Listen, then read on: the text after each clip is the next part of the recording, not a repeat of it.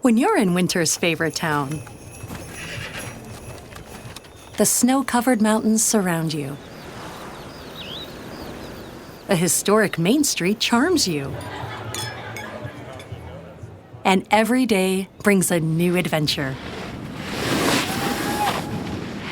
Welcome to Park City, Utah. Naturally, winter's favorite town. Join the experience at visitparkcity.com. Welcome to Radical Personal Finance, a show dedicated to providing you with the knowledge, skills, insight, and encouragement you need to live a rich and meaningful life now while building a plan for financial freedom in 10 years or less. My name is Joshua Sheets, and today we focus on the insight because we're going to talk about history. I'm proud to welcome back to Radical Personal Finance my friend and coworker, Gabriel Custodiet. Gabriel, welcome back to Radical Personal Finance. Joshua, it's a pleasure to be here. I know that you don't invite too many people these days, and I'm very pleased to have connected with you and a lot of your audience at some of your events. And so I know they're very intelligent people. I know they'll enjoy this episode, and glad to be here. Absolutely.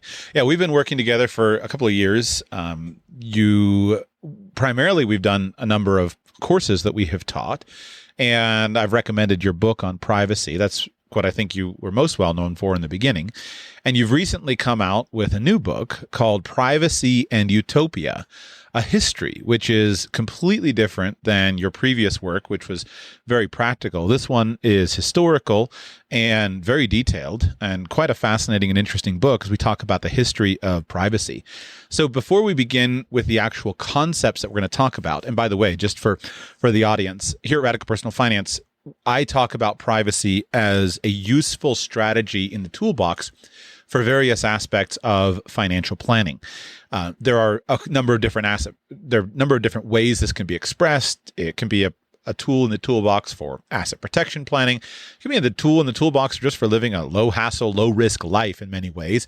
It can be a tool in the toolbox for protecting you from identity theft and other financial risks and frauds that are very common. And of course, this resonates with me due to my kind of philosophical bent. So this episode is not going to be specifically personal finance-y in the sense of here's what you specifically should invest in, but it's going to be extremely informative as we talk about the history of privacy as a concept and then think about how to apply that in the modern world. So with that introduction, I'd love to hear the story of the book. What caused you to want to write this particular type of history book? Yeah, so the people who are aware of me from your show or elsewhere, they know that I do tend to talk about a lot of practical things, but I am interested in the ideas. And frankly, I'm more interested in the ideas, right? I kind of got into the Watchman Privacy podcast trying to teach people some of the tools and the skills, but always kept my foot in the door of talking philosophy, talking ideas. And I decided to write a book about basically, we have this important question, and I know a lot of the people in your audience are kind of libertarian leaning, and this sort of people, and we see the last 100 years as a decline in personal freedom, and consequently a decline in many other things. And we all have this question: what caused it? What was the origin? What caused this to be the case? Hoping that we can kind of change this. And I set out to do this, focusing on privacy, and of course that led me to bigger concepts like the rise of centralization and things of this sort. And it took me back about 100 years ago where I start this book, Privacy and Utopia. It was really just a opportunity to explore, okay, what happened to our freedom and privacy, and try to tackle it in a very historical way, but also a very philosophical way. It's an intellectual history, so I'm not just kind of detailing, this law of this year and, the welfare state gets set up on this particular occasion, but also trying to explore the undergirding ideas of the time that themselves led to these particular dates being cemented in history. So that was the intent, just trying to get to the first principles of the things that I talk about on a daily basis. Yeah, the book is very much a philosophical history, which is what makes it so interesting. Why do you begin your historical narrative in the 1890s? Yeah, so you've got to start somewhere. And I think the 1890s are a very important decade because, in my view, we have the rise of centralization. Okay, and centralization makes privacy when it reaches its culmination, centralization makes privacy impossible, because a centralized system, whether that is a server that is controlling various web pages, whether that is the Eye of Sauron, whether that's the central government, a centralized system has to know all of its components, okay, in order to function, as opposed to a decentralized system where there's no center, there's no one, for a good image, Eye of Sauron that is looking and controlling everything. So in a centralized system, privacy is metaphysically impossible. And in the 1890s, we have this serious beginning of the rise of centralization. We have, and there are two different things at work here, Josh. There are the ideas of the time, and there's the technology that, well, I don't know which causes which, so I'll just say they're mutually reinforcing. So in the 1890s, you have the kind of the culmination of the Industrial Revolution. We have trains. We can now cross a huge landmass, and we now have the ability to police nations, right? This is the rise of nationalism, where suddenly the United States, 100 years before this, Thomas Jefferson said that there was no way of a central government ever having any hope of patrolling the landmass of North America. Well, flash forward to 1890s. Now we have trains. Now we have the early automobiles. Now we have steam engines that can go against the wind in the ocean. We have telegraphs. We have all this technology that basically makes it possible to have a strong central government. So this is the rise of statism, that to use the term that a lot of libertarians and anarchists like to use. And so we have technology that is leading to centralization in the 1890s. And of course, the decline of privacy is basically on the same graph as the rise of central government over the last 100 years. So this is kind of the origins of this. And also at the time, you get this, in addition to the technology, we have this idea in the 1890s. And I think people started getting this idea partly because of the technology that they see, but also just because there's something in the water of the time, right? We have Marxism. Marx is writing a couple decades before this. He's writing out his ideas about how society influences people, and how we need to essentially have a central governing body that can reallocate things in the best way. There's this idea that the state or some powerful figure should be intervening into society and should be changing things, should be adjusting them. The welfare state starts around this time, or in the turn of the century, early 20th century. We get all kinds of ideas where suddenly you're not just an individual, you're part of a collective. There's a lot of things in the water, which we can go into more detail about how individualism is no longer cool. Laissez-faire is no longer acceptable. One of the figures I talk about is H.G. Wells.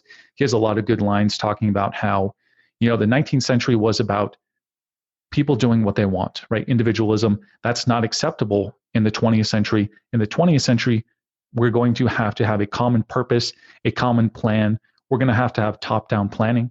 And of course, anytime you have planning, centralization, then you have a decline of freedom and consequently a decline of government. So there was just something going on in the 1890s, a result of the technology, but also a result of the ideas of collectivism that start sprouting at this time.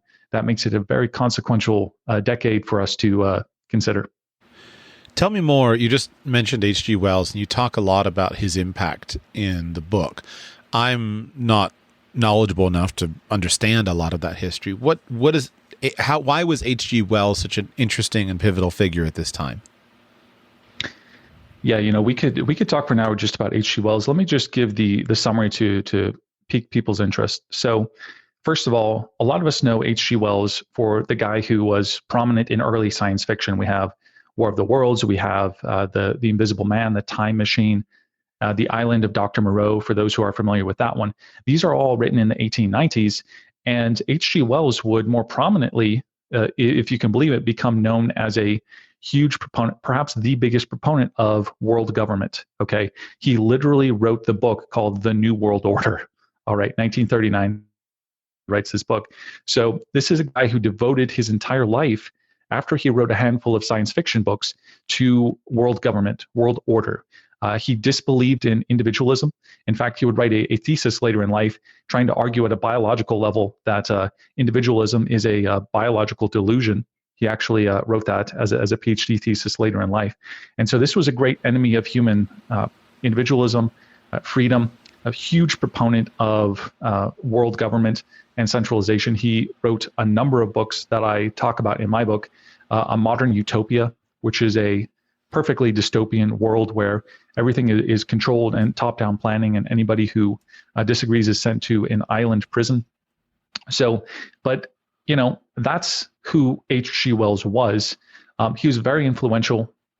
George Orwell says of him that, let's see, here's the quote. This is what George Orwell says. He says, thinking people who were born about the beginning of the century are in some sense H.G. Wells' own creation. I doubt whether anyone who was writing books between 1900 and 1920, at any rate in the English language, influenced the young so much. The minds of all of us, and therefore the physical world, would be perceptibly different if Wells had never existed. So this was not just a proponent of all these things, of centralization in its purest form, but he influenced the welfare state. He was friends with Winston Churchill. Early 20th century, when the welfare state in Britain comes about, this great emblem of centralization, and incredibly influential person. And Josh, if we look back at some of these stories that we are familiar with, let's just do that for a moment. We have the War of the Worlds. Think about the War of the Worlds. First of all, why is humanity destroyed if you read that book? And I do a close reading of all these books. It's destroyed because it is too disorganized. It's too decentralized. The people have this is exactly what he says, people have there was no common plan in London, right? So all these people are scattered because they don't have a plan. Now, the Martians, who have, by the way, been looking at them for a long time, right? This is the great Eye of Sauron, this great organized, perfectly technocratic society, for lack of a better word. They're not blamed at all for their invasion. In fact, they're encouraged for their invasion. This is actually something that the narration encourages, because this is a more advanced, more developed, more evolutionarily advanced race of beings who are centralized, who do have a plan, and who destroy humanity because humanity is too laissez-faire. We look at the Invisible Man, right, where individualism is basically concomitant, or is basically, if you're so much an individual, right, this invisible man, you become psychotic, right? You become a monster. That's kind of one of the takeaways of that particular book. You look at the island of Dr. Moreau, this very disturbing technocratic island where this doctor goes to experiment on animals and turn them into humans, right? This transhumanism that is in this early work, which is encouraged. H.G. Wells was actually surprised that people were so critical of it and so disturbed by it. For him, this was just, these were his ethics. And just to finish my point here, this was a man who was one of the first human beings who had a purely scientific education. He was part of this experimental college in London where he was taught actually by T.H. Huxley, who was known as Darwin's bulldog. So this is a man who was saturated in evolutionary thinking. He was saturated in scientific thinking. He was an atheist. He had a huge disdain for humanity as individuals. He thought that they should be directed from the top down. And he wrote 100 books. Okay, he wrote 100 books, almost all of them dedicated to describing how humanity can and should be directed from a top-down approach.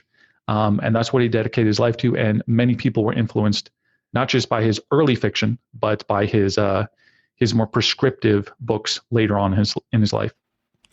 I admire your having read through I've never read a single H.G. Wells book. And so I admire your having gone through and traced that history, because I just hear about his name. But him being the origin of so many of these ideas is something that I need to learn more about.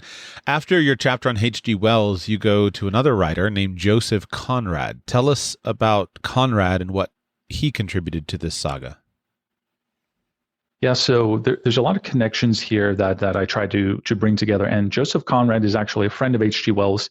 In the 1890s, when H.G. Wells started going on his tirade for world government, they stopped being friends. So that kind of tells you the difference between the two. And I simply elevate Joseph Conrad, this Polish-born author who was writing in his third language and actually managed to become arguably the best English novelist, despite writing in his third language. Incredible story. Wrote books such as Heart of Darkness, Nostromo, who the guy who wrote The Great Gatsby actually said, if I could write any book ever written, I would prefer to have written Nostromo. So Joseph Conrad is this really amazing writer, much better than H.G. Wells. And they basically have a disagreement. I put H.G. Wells as the great centralist, and I put Joseph Conrad as the decentralist, right? In his fiction, he's writing in a narrative way that is emphasizing individualism, that is emphasizing this idea that we don't live in a perfect world. We should not be pursuing this utopia, this perfect world on Earth, that humans are flawed. And his fiction is basically just recognizing that humans are flawed and appreciating humanity. He has this great line. He writes to Wells as their friendship is breaking up. He says, "The difference between us, Wells, is fundamental. You don't care for humanity, but think they are to be improved. I love humanity, but know they are not." So that's this strong dichotomy between the utopian and the anti-utopian view. And I just see Joseph Conrad and his fiction and his ideas as emblematic of this 19th century, more laissez-faire, more constrained vision of humanity. And so he's there as a contrast to H.G. Wells. The next section in your book is the one that I was particularly fascinated with just because it has such a great bearing on modern finance. So you, in your third section, you title it Privacy, Utopia, and the Welfare State. As a financial planner and one who pays attention to government finances and things like that, I'm intensely conscious of the welfare state. So how did these ideas influence the creation of the modern welfare state? So if you go back in your mind to this period of time where suddenly we now have journalism in a serious way, we now have photography, we now have census data that is right there in front of us. It's hard for you as a politician or as somebody reading the newspaper not to pick it up and say, oh, hey, we have all these statistics now. We see how many people are poor. We see how many people are destitute. And of course, this has been the case throughout human history. The real miracle, of course, Joshua, is why that is not the case, right? What free markets, capitalism, et cetera, why they made it so that at least not everybody is poor, right? But that's not how people looked at it, right? Of course, in the 1890s, around this period of time, people looked at all this new data, this photographic realism about how destitute people were, and of course, people said, well, we should do something about it, right? Those infamous words, and they actually had the ability to make it happen, right? Because now we have all these central institutions. Government is becoming a bigger role in people's lives. There's a lot more urbanization, and so everybody's just kind of crowded around, and it's kind of right in front of you. There's a good statistic in the UK, in Britain, in 1800, 10% of people are urban, and fast forward 100 years, 1900, 90% of people are urban. So there's a lot of things just happening on the face of the earth within the West that are showing that, hey, we have all these poor and destitute people. And it makes sense if that's right in front of you, and you have this growing idea that individualism is old-fashioned, that we need to have a common plan, we need to have a collective solution. It makes sense that, hey, what if we give some money to these people? Okay. And it's just kind of a logical conclusion. You can understand how that came about. And so as we get the welfare state in 1905, I think is when Britain passes its first welfare laws. That is the camel's nose under the tent. Of course, that one of the politician who was the main politician who was behind this, George Lloyd, who was partners with Winston Churchill, also a big proponent of the welfare state. He had this great speech he gave talking about how we need to wage war on poverty. And if that sounds familiar, that was certainly happening 100 years ago. So basically, it was politicians who were starting to realize they had increased power over people. They could increase their power. Maybe they thought they were helping people. I'm sure there was some of that. I don't think it was exclusively that. But either way, the welfare state is just the camel's nose under the tent of letting government intervene in our lives, the rise of statism.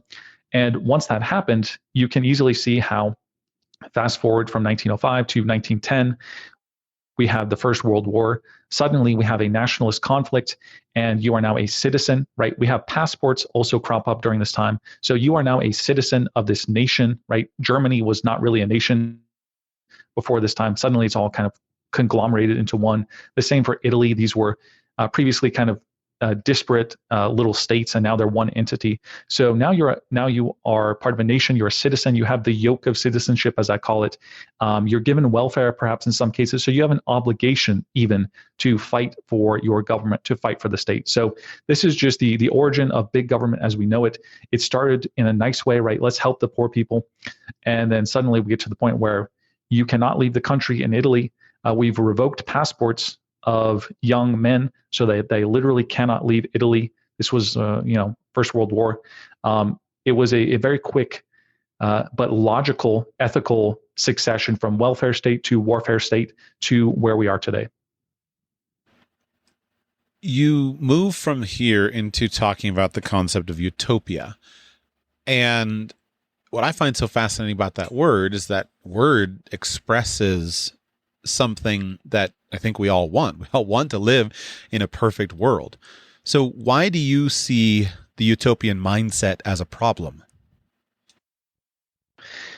Yeah, it's a good question. So the reason I see it as a problem is because the way the utopians of this era, of which H.G. Wells was a prominent figure, 1905, I think he publishes his book A Modern Utopia, and it's because there's a difference, Joshua, between an idea of, let's say, a Christian idea of utopia, and then this atheistic, rationalistic, eugenic idea that we need to create utopia now, right? Because these utopians who really gained footing in the period of time that I'm discussing are people who said, hey, we have a powerful state, we have a scientific understanding, we should apply this to the world and create what we, of course, this is a group of elites, right? What we think is best for everybody.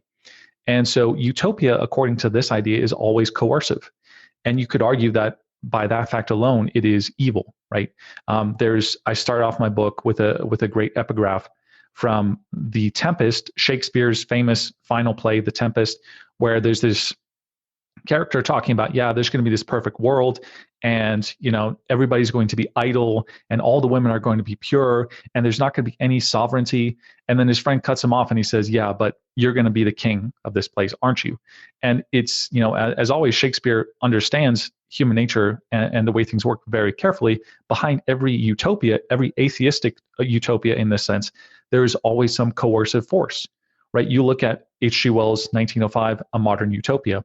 Everything seems nice, everybody has this, everybody has that, but wait, you disagree? Well, we're sending you off to an island prison.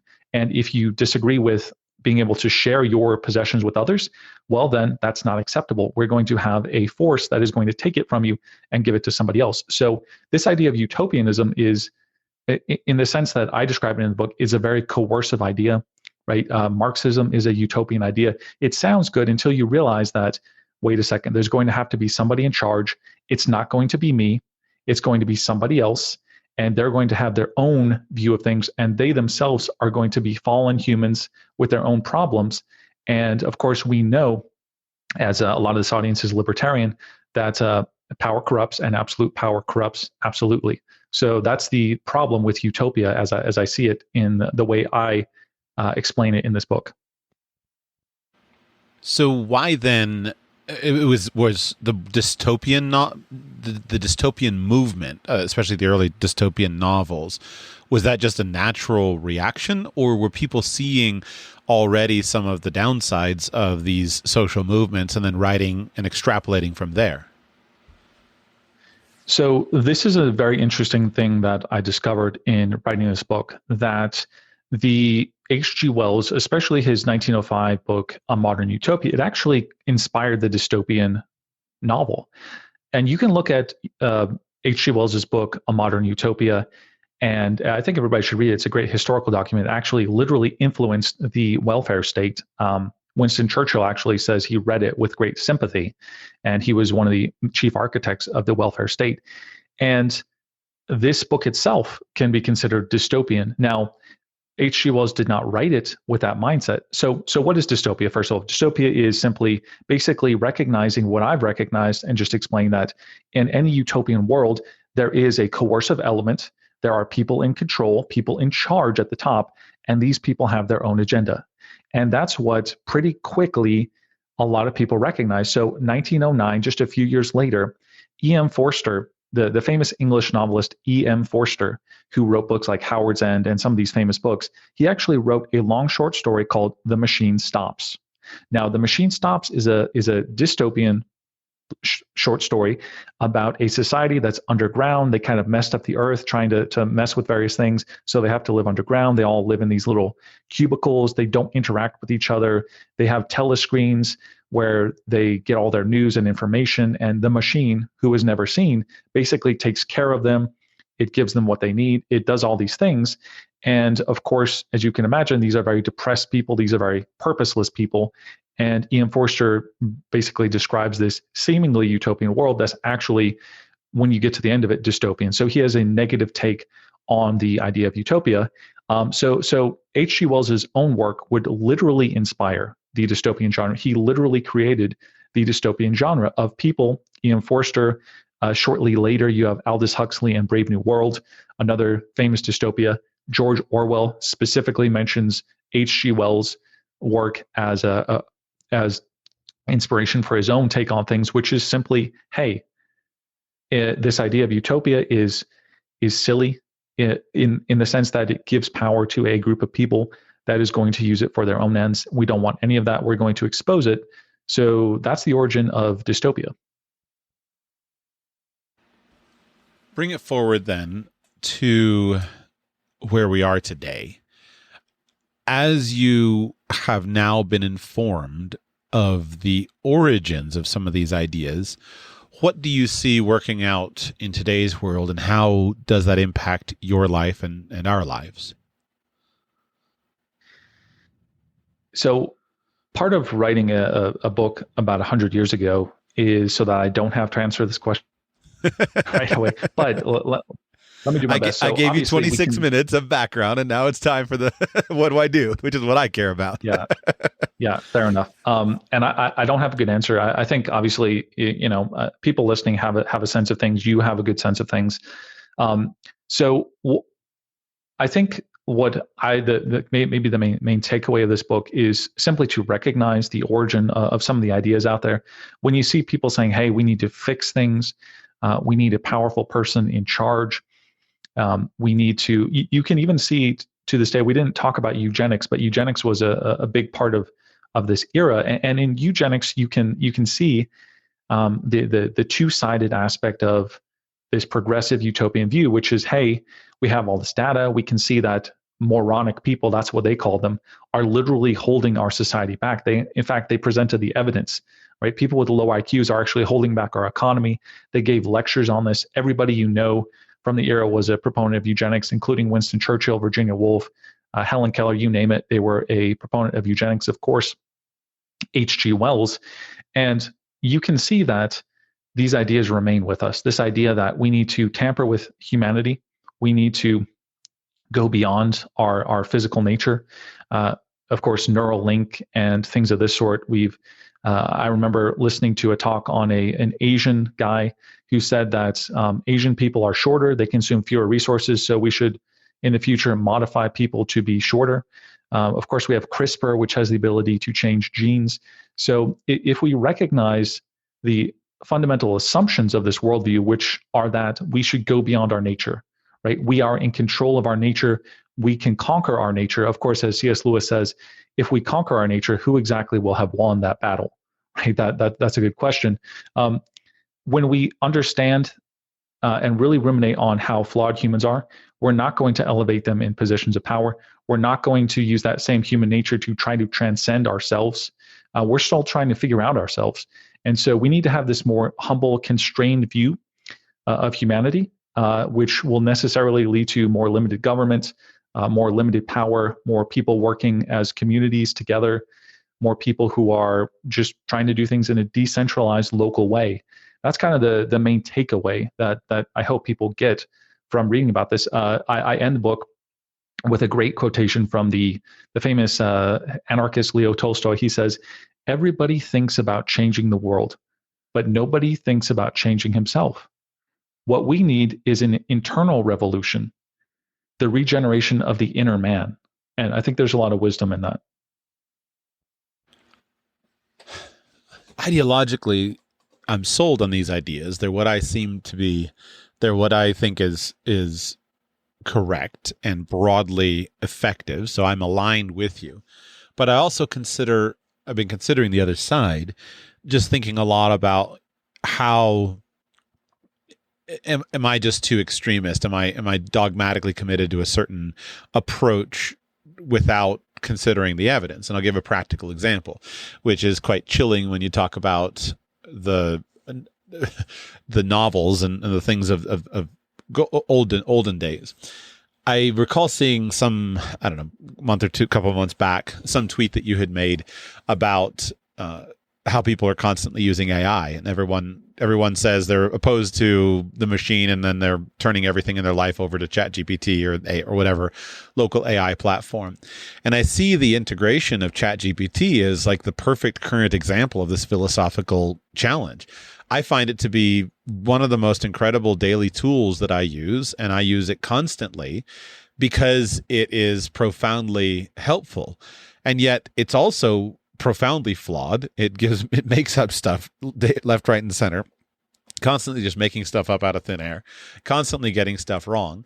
And it does become a crutch. It becomes something that you kind of lean on and say, well, if I can use AI to do this, then I don't have to think it through myself. I can just have the machine do this.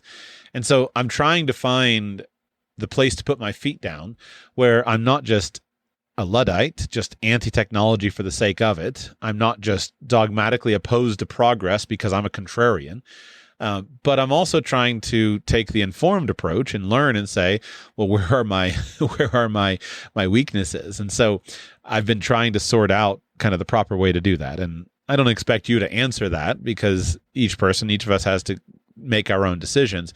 But it's fascinating to think about my challenges of myself and think about how can I create this balance. And maybe I just like to ride the fence, but like I don't want to be that person who says, well, I'm opposed to progress. I want to be the person who's building towards a utopia, but I want to do it in an informed way, recognizing the flawed nature, the sin nature of human beings, the fallen nature, so that we build proper safeguards around it that create towards progress without having to believe the lie that humans are somehow fundamentally different today than they were 100 years ago. There's a lot of wisdom in that, Joshua. I don't have too much to say on it. Maybe I'll just recommend a good book for you or for other people, The Abolition of Man by C.S. Lewis. He was a guy who, I think this is written in 1943. And so he saw all the technocratic things that were building up.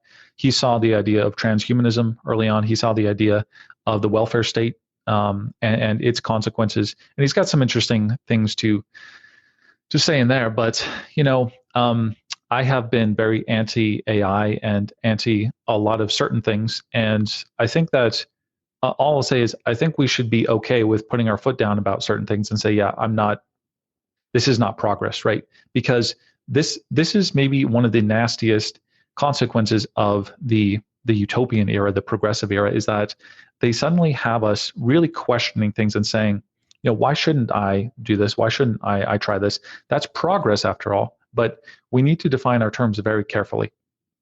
What is progress? If I have a fridge that can know what I need and order more of it, there's obviously, and this is something I talk about a lot in privacy circles, there's a consequence to all of this stuff. And of course, the consequence of technology is that we lose our ability to be self-sufficient, our memories degrade. There's all kinds of consequences that I would not categorize as progressive. So there's a lot of technology. Smart watches, for example, I think are not progressive at all. I think there's more human time lost with all the alerts and all the rest of a smartwatch than it actually benefits. So I would just encourage people to be more critical about this idea of progress. Not everything, not all movement is progress. And just to quote another great conservative thinker, Edmund Burke, he says, we think that there are no new discoveries to be made in morality. Interesting. I can see the point that you're making, and I could lend some arguments to it from my kind of watching modern society. We've created, with all of our progressive culture, we've created a culture that demands less of human beings, and that easy living seems to be toxic to human beings. The rates of depression, the rates of suicide, the rates of just general unhappiness, the rates of loneliness, all of them are much higher than they have been historically.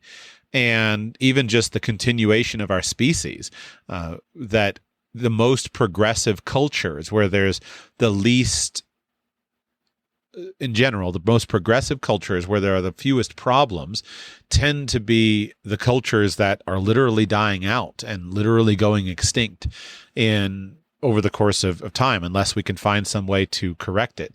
Meanwhile, the cultures that have not progressed in the same way and have not just openly embraced every single technology tend, by those metrics, to have higher rates of happiness, higher rates of satisfaction, higher rates of human connection, and higher birth rates for the continuation of the species.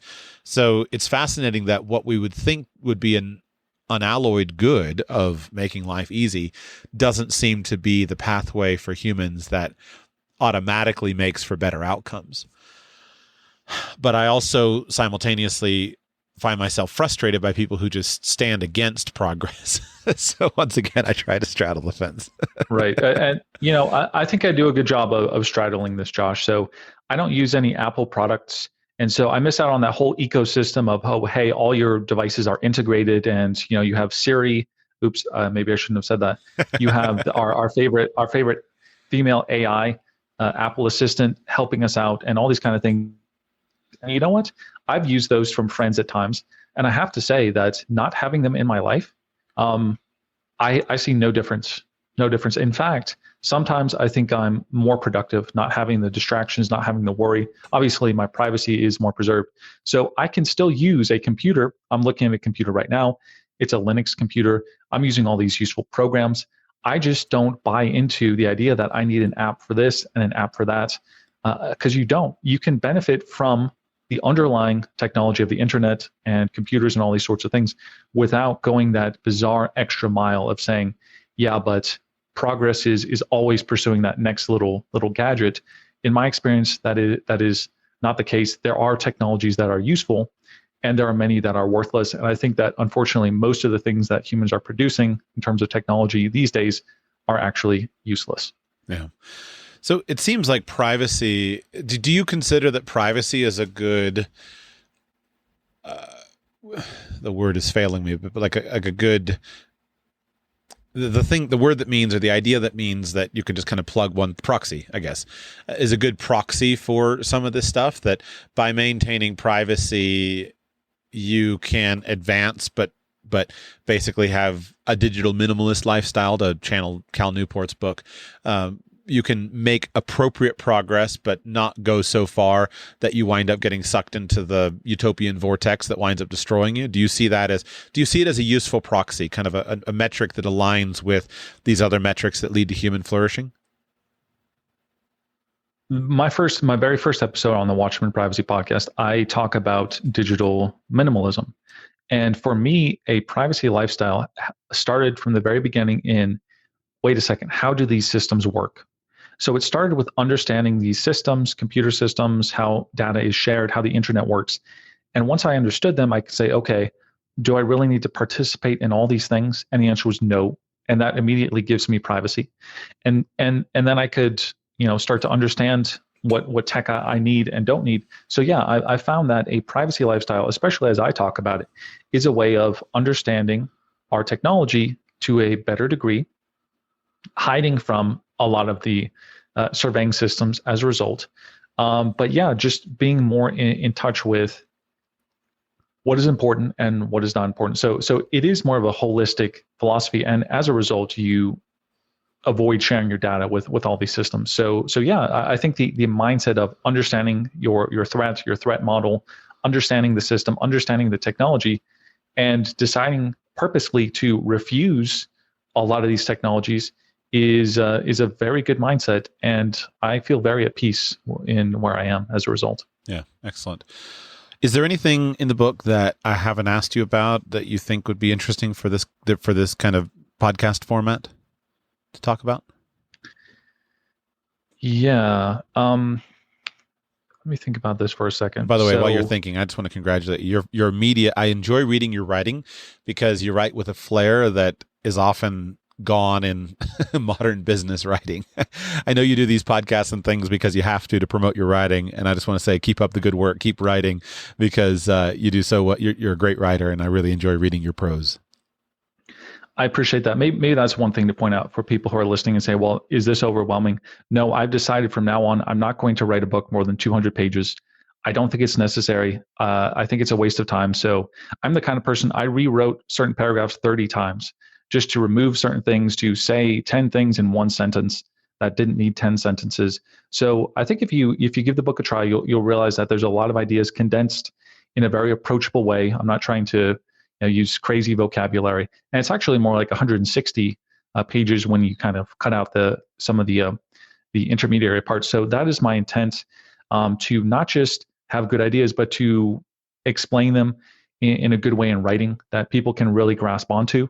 And there's a whole lot here. We talk about science fiction, utopianism, define privacy early on, have a good philosophical discussion about decentralization, which is almost synonymous with privacy, as I argue early in the book, as well as have some historical facts to kind of grasp onto. We talk about eugenics, some good explication of some famous and really important books throughout history. So I don't know that I have too much more to discuss in terms of conversation. Where would you prefer people? Where and how would you prefer people to buy the book? And then I want to go to your new project that's more practical. But where and how would you prefer people buy the book? Yeah, so easy. If you want a physical copy, you have to go to Amazon. So just go to Amazon, search for Privacy and Utopia. I'm Gabriel Custodiet. It should pop up right away. Very attractive cover. I try to do everything with style. And so I think you'll find that the cover itself is, I can see 3 symbols in it just looking at it very quickly. So it's a very pretty book. I've held physical copies, so Amazon's the way to go there. I don't have a Kindle version. Amazon has a problem with you selling it digitally elsewhere. And also I don't like to participate in the Kindle surveillance. So if you want a digital copy, that's where you would go to my new website, escapethetechnocracy.com. We're going to give you a code for Joshua Sheets in a moment, but you can buy it and you just go through the checkout process. Bam, you get a PDF instantly, no DRM. That is your PDF to own and do with as you'd like and share it as you'd like. So either Amazon or escapethetechnocracy.com, and you can buy the PDF there. Yeah. Now, let's talk more, because not only is the book available at escapethetechnocracy.com, but you have moved all of your training courses there. We've closed down the previous trainings and courses that we've done together, and you have reworked everything and created a whole new world. So tell us more about the new training that you offer at Escape the Technocracy. Yeah, I'd love to. So I think a lot of the audience who we've talked to before about Bitcoin privacy, just digital privacy generally, hack proofing yourself. You mentioned, like, what's the connection of privacy to finance? Well, $10 trillion of cybercrime every year. How's that for a connection? So we did have these courses. We have since closed them down for various reasons, but I have resurrected them in escapethetechnocracy.com. Definitely use your code RPF for 15% off. And basically, I have with a different partner this time, although you're an affiliate, so you're benefiting, you're contributing to Joshua as well as me. And you can have these excellent courses on digital privacy, how to use cryptocurrency, all of the important stuff for escaping this technocratic regime of preserving your privacy and some cyber security along the way. So yeah, it's a whole new website, also a course called Escape the Technocracy. And we have a code for you to use for Radical Personal Finance. You get 15% off of that. And so I'd encourage everybody, if you're interested in privacy, I really do think these are the best privacy tutorials, video tutorials online. So if that is your cup of tea, and even if you've already been in the Bitcoin course and the Hackproof course, definitely go check this out. There's a lot of new stuff here. So you're going to definitely want to go check it out. Yeah. And what I would say is there's lots of material out there in the privacy space. If you're interested in the topic, go and read 58 books on it. If you just want to know what works from somebody who knows the market and is able to articulate in a straightforward, direct fashion and say, here, do this, follow these instructions in a series of relatively short videos. They're comprehensive, but relatively short, straightforward. Then go to Escape the Technocracy and use Gabriel for that, because that's what he is really, really good at. And that format that he updates continually and has updated, that format is the best way to convey this kind of work. So if you're a reader, get his books. But if you just want to cut straight to the meat, as I usually do, and know what to do, then go through his course there. Use code RPF. I'll get a small commission for that, and you'll save 15% on the sales price, and we'll keep Gabriel doing what he does really well, which is writing and researching and producing things that help the rest of us. Anything else, Gabriel? There's also a URL. You can go to escapethetechnocracy.com/RPF, and that coupon will also be automatically applied. I appreciate it. Excellent. I will link to that directly in the show notes. Enjoy your time in Western Finland. I know you are finishing up your autumn in Finland, so I can't do my Thank jokes. You. It is. No, it's great this time of day. Of course, between Finland and Karachi, I definitely get around. So yeah. Exactly. All right, my friend. I look forward to seeing you soon. Thank you for coming on. Thank you. Hey, I'm Ryan Reynolds. At Mint Mobile, we like to do the opposite of what Big Wireless does. They charge you a lot, we charge you a little. So naturally, when they announced they'd be raising their prices due to inflation, we decided to deflate our prices due to not hating you. That's right. We're cutting the price of Mint Unlimited from $30 a month to just $15 a month. Give it a try at mintmobile.com/switch. $45 upfront payment equivalent to $15 per month. New customers on first 3-month plan only. Taxes and fees extra. Speed slower above 40 gigabytes. See details.